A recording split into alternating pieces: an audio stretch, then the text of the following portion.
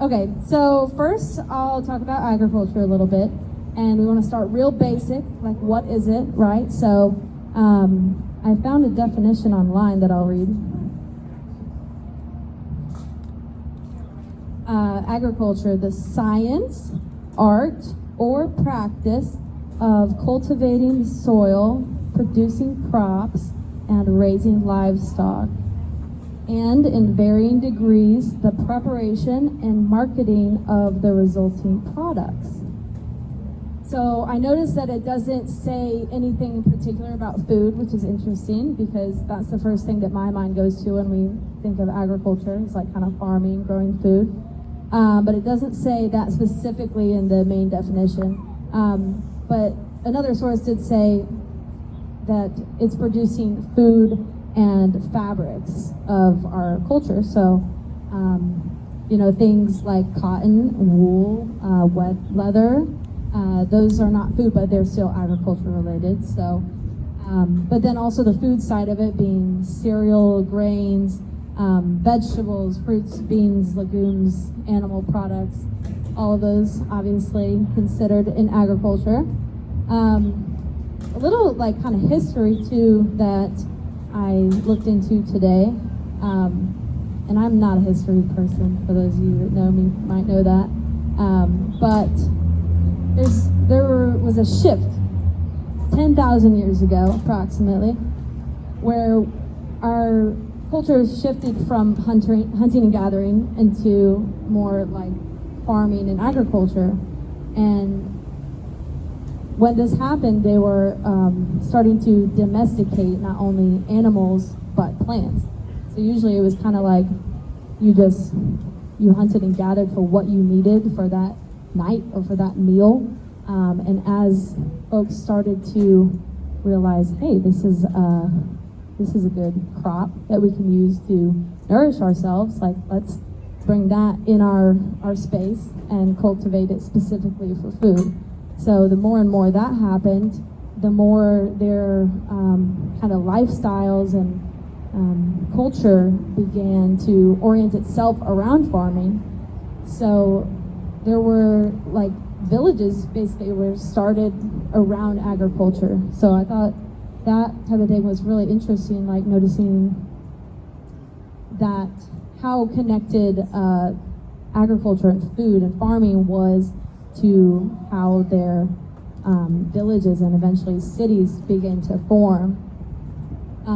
They also were using agriculture, or when they started farming more, it was producing like surplus food, which was new, which was a different thing. You're not, again, hunting and gathering. It's like you're taking what you need for that moment. But with surplus food, you can use as extra food.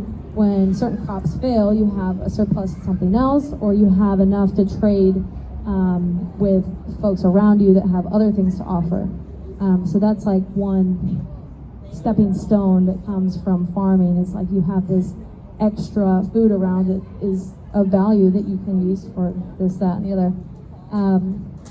Also, it kept people home and in their space more, and so that kind of helped lend to the development of villages, cities, etc. Because you're in your space and this kind of trading is happening. So this is like the early stages of kind of economies. So then, of course, you got development of farming with the tools and machinery that are growing and what people can utilize. You've got irrigation, you've got even plant varieties, like people are starting to notice, oh, this one is doing really well, or this one's doing really well. They're taking all the strongest kind of plants and using those to their advantage. So all these things are kind of leading agriculture to develop, to evolve. And yeah, that's a few little tidbits I wanted to share about agriculture. And I also found a fact that's from the first U.S. Census in 1790. The population was 4 million people that was recorded, And 90% of people on that census listed their occupation as farmer. And even the other 10% likely had a connection to farming as well. So you've got even professionals that were emerging as doctors and lawyers and ministers and merchants often had their own horses that they put up for hay, and they kept milk cows and raised a few chickens or hogs to for their own consumption. And even sailors would have chickens, that they would have eggs and bring it with them on their voyages. So it was very few people that had no connection to where their food was coming from, which is obviously so far from where we are now. So this is kind of just a point that I think about often is how we aren't very connected to where our food comes from, right? So, and where do we start? Even in this country, everyone had a connection to where at least some of their food was coming from, whether that was they were producing it or someone they knew was, right? So food. What is food? I'll tell you a little story of my own experience with farming and getting connected to that. So when I was a senior in college at UNF, I was studying nutrition, and we were learning all about dietetics, and Amanda was there also doing that. We were learning about food. The food science was really interesting to me, nutrition science and how things are broken down in your body, but it was very geared towards, folks that have this condition, what diet do they need, what amounts of things do they need. And through that program, I really started to think about, okay, well, where is our food even coming from, right? So I ended up doing an internship at a farm nearby, which was called White Harvest Farms. It's now called Eartha's Farm. And that's really what sparked my interest in agriculture, because I went into that thinking, well, I just want to learn a little more about how food is grown. And then once I was involved in that process with my hands in the dirt, with seeding, involved in the process everywhere from the seeding to the planting to the trellising to the harvesting, and then you eat that tomato and it's a whole different taste. It's a whole different experience and a whole different appreciation that I experienced after helping out at the farm, right? So that changed a lot for me, because then, even though I was involved with growing vegetables, it kind of just takes your brain down that path of, okay, well, where is this chicken coming from? And there's a farm that grew that chicken as well, but I didn't go to all the farms until not all the farms. I didn't experience other types of farms until more recently, but again, they kind of sparked the thought of where's my food coming from. So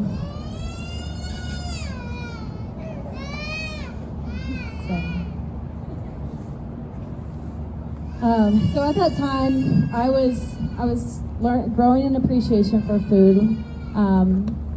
I was shopping a lot at the Riverside Arts Market and connecting with people there that are growing the food and appreciating what I was eating in a different way.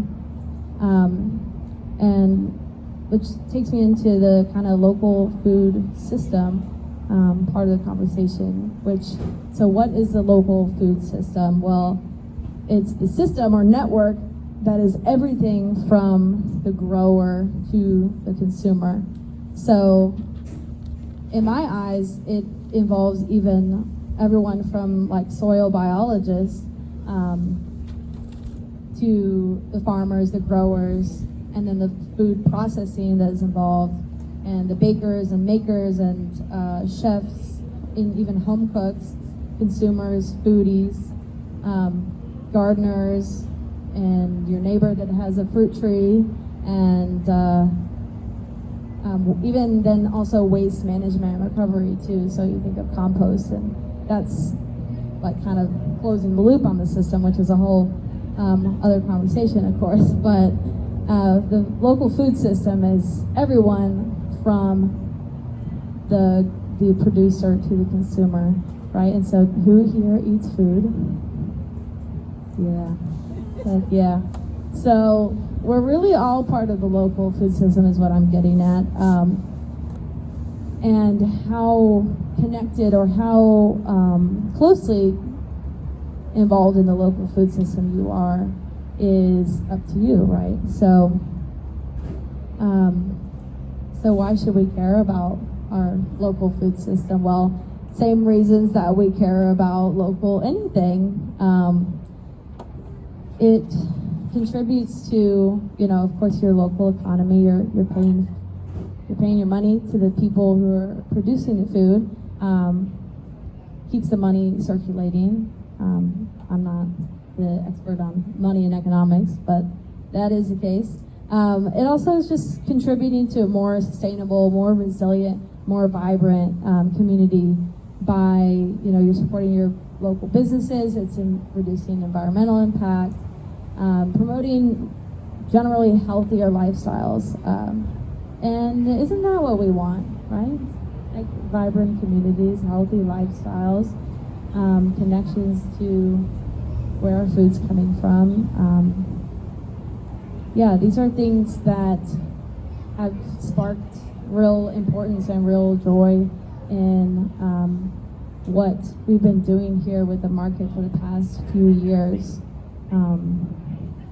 And yeah, I'm really happy to share it with you guys. So thanks for being here. What else to say?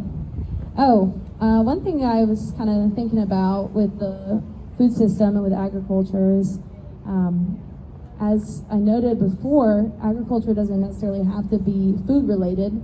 So it's kind of like it reminded me of the square rectangle kind of analogy where like your local food system has to involve agriculture, but agriculture doesn't necessarily involve the food system.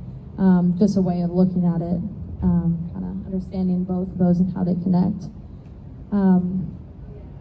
But yeah, so 90% of folks were farmers back in the first census. Pretty awesome. I'm not saying that everyone should be a farmer or even a gardener. I believe that everyone has their own angle, their own purpose, their own passions that might not be agriculture related at all. But I guess my main point is that, you know, you are a part of the food system if you eat food, and you can choose to be as connected or not as you wish to from it. But I would encourage you to be more connected to it. Because it means that much more to you and to the people in your household and who's close to you, and it means that much more to the people that are growing it, and it means that much more to every little piece of the food system. And it should be something we're excited about because it can be so delicious. And it can be so rewarding. So I encourage you to like kind of think into these things a little bit. I'm sure if you're coming to the farmers market, it's already something you're thinking about. But yeah, and that, not that you have to try growing something, but maybe visit a farm, maybe whether that's, you know, if it's something that you eat regularly, I would say get get to the source of it, like maybe ask some questions to some of the farmers or some of the vendors, because in the end it's about your health and your livelihood, and it's empowering to know more about your food, and yeah, that's my spiel. Yeah. But yeah, it's like, again, not everyone has to be involved in growing, but it is something that ties us all together. It is like the common ground that we share, and it's something that we've become incredibly disconnected from. And there's tons of kind of more negative things that could be said about agriculture and what's happening in our culture, in our country, and all of that, and things that are being done wrong and that are bad for our health. But with this market and this community and myself, and what we want to focus on is really the positive opportunity that is there, and the potential for regenerative agriculture and regenerative communities, and what we can create and build